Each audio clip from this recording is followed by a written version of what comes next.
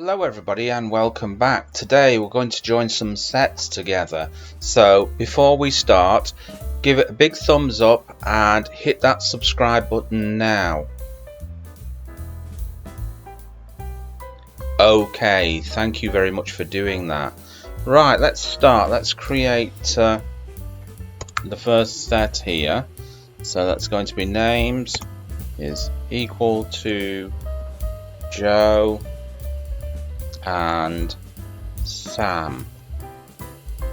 Okay, so that's Joe and Sam, and the second set is surnames,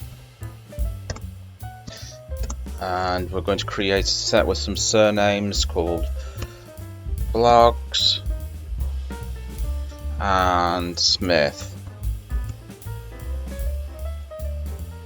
Okay, right.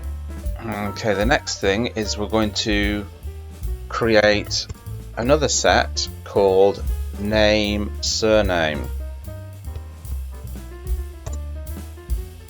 and we're going to call names and dot union here, names dot union, and we're going to pass it surnames.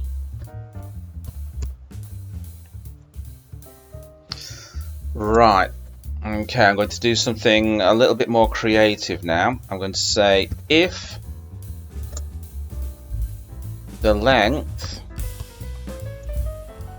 of name surname, which we just created,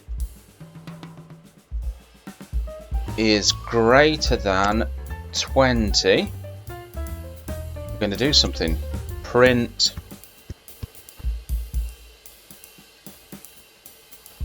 too long to join.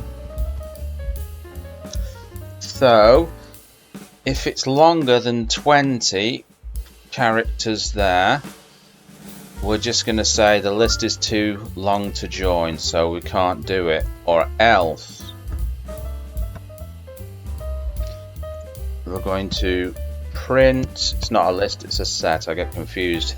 I don't worry if I use the word list or set together. I mean list. It's just that I work with lists more often than what I work with sets, you see, so I kind of get confused.